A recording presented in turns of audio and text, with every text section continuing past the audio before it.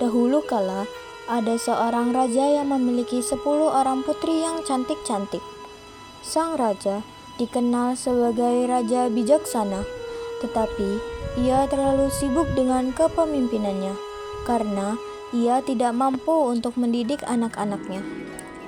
Istri sang raja sudah meninggal dunia ketika melahirkan anak yang bungsu, sehingga anak sang raja diasuh oleh inang pengasuh. Putri-putri raja menjadi manja dan nakal. Mereka hanya suka bermain di danau. Mereka tidak mau belajar dan juga tidak mau membantu ayah mereka. Pertengkaran sering terjadi di antara mereka. Kesepuluh putri itu dinamai dengan nama-nama warna. Putri sulung bernama Putri Jambon. Adik-adiknya dinamai Putri Jingga, Putri Nila, Putri Hijau, Putri Kelabu, Putri Orange, Putri Merah Marun, dan Putri Kuning. Baju yang mereka pakai pun berwarna sama dengan nama mereka. Dengan begitu, raja dapat mengenali putrinya. Meskipun kecantikan mereka hampir sama, si bungsu Putri Kuning sedikit berbeda. Ia tak terlihat manja dan nakal. Sebaliknya, ia selalu riang dan tersenyum ramah kepada siapapun. Dan dia lebih suka berpergian dengan inang pengasuh daripada dengan kakak-kakaknya. Pada suatu hari, raja mengumpulkan putri-putrinya yang di istana karena dia mau pergi jauh dalam waktu yang cukup lama. Lalu, dia menanyakan hadiah apa yang diinginkan oleh putri-putrinya. "Aku hendak pergi jauh dan lama, oleh-oleh apa yang kalian inginkan?" tanya raja. "Aku ingin perhiasan yang mahal," kata Putri Jambon.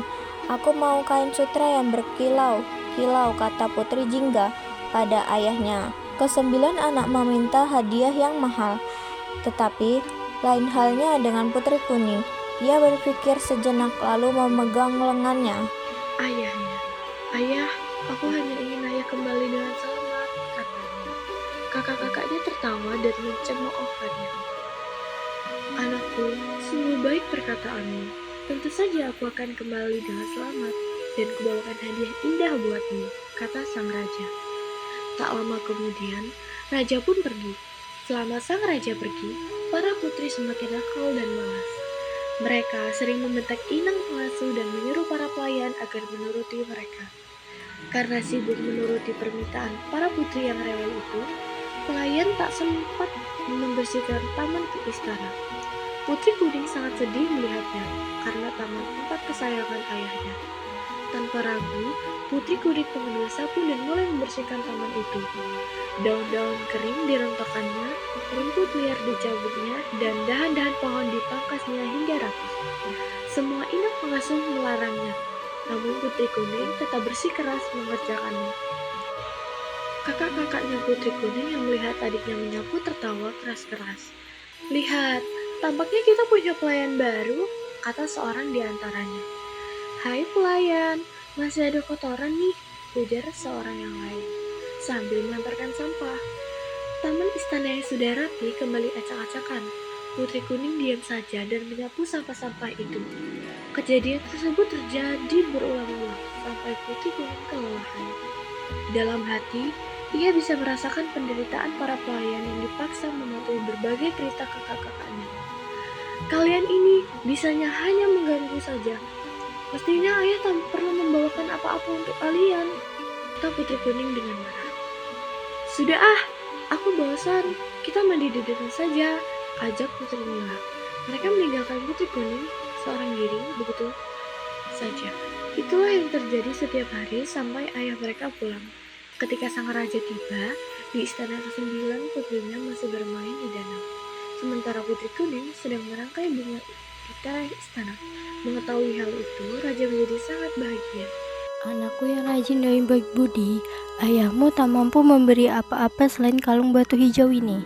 Bukannya warna kuning kesayanganmu?" kata sang raja. Raja memang sudah mencari kalung batu kuning di berbagai negeri, namun benda itu tak pernah ditemukannya. "Sudahlah ayah, tak mengapa, batu hijau ini pun cantik. Lihat, serasi benar dengan bajuku yang berwarna kuning," kata Putri Kuning dengan lemah lembut. "Yang penting ayah sudah kembali." akan kubuatkan teh hangat untuk ayah. Ucapnya lagi. Ketika Putri Kuning sedang membuatkan teh, kakak-kakaknya berdatangan. Mereka ribut mencari hadiah dan saling memamerkannya. Tak ada yang ingat pada Putri Kuning, apalagi menanyakan hadiahnya. Keesokan hari, Putri Hijau melihat Putri Kuning memakai kalung barunya. Wahai adikku, bagus benar kalungmu. Seharusnya kalung itu milikku, karena aku adalah Putri Hijau, katanya dengan perasaan iri. Ayah memberikannya padaku, bukan padamu, sahut Putri Kuning. Mendengar jawaban Putri Kuning, Putri Hijau mendatangi saudara-saudaranya dan menghasut Putri Kuning. Kalung itu milikku, namun ia mengambilnya dari saku ayah. Kita harus mengajarnya berbuat baik, kata Putri Hijau. Mereka lalu sepakat merampas kalung itu dan memukul kepala Putri Kuning, yang menyebabkan Putri Kuning meninggal.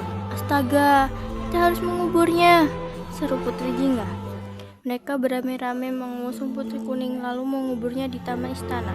Putri Hijau ikut mengubur kalung batu hijau karena ia sudah tidak menginginkannya lagi. Sewaktu raja mencari Putri Kuning, tak ada yang tahu kemana putri itu pergi.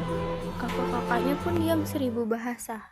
Berhari-hari, berminggu-minggu, dan berbulan-bulan, tak ada yang berhasil mencarinya.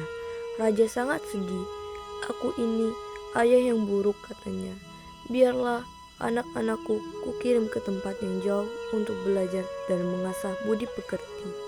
Maka ia pun mengirimkan putri-putrinya untuk bersekolah di negeri yang jauh. Raja sendiri sering termenung di taman istana dengan sedih memikirkan Putri Kuning yang hilang tak berbekas. Suatu hari, tumbuhlah sebuah tanaman di atas kuburan Putri Kuning. Sang raja yang melihatnya pun terheran. Tanaman apakah ini? Batangnya bagaikan jubah putri, daunnya bulat berkilau bagai kalung batu hijau, bunganya pun putih kekuningan dan sangat wangi. Tanaman ini mengingatkan pada Putri Kuning. Baiklah, akan kuberi nama ia Kemuning, kata raja dengan senang. Sejak itulah bunga kemuning mendapatkan namanya. Bahkan bunga-bunga kemuning bisa digunakan untuk mengharumkan rambut. Batangnya pun dipakai untuk membuat kotak-kotak indah. Sedangkan kulit kayunya dibuat orang menjadi bedak. Bahkan setelah mati pun Putri Kuning masih memberikan kebaikan.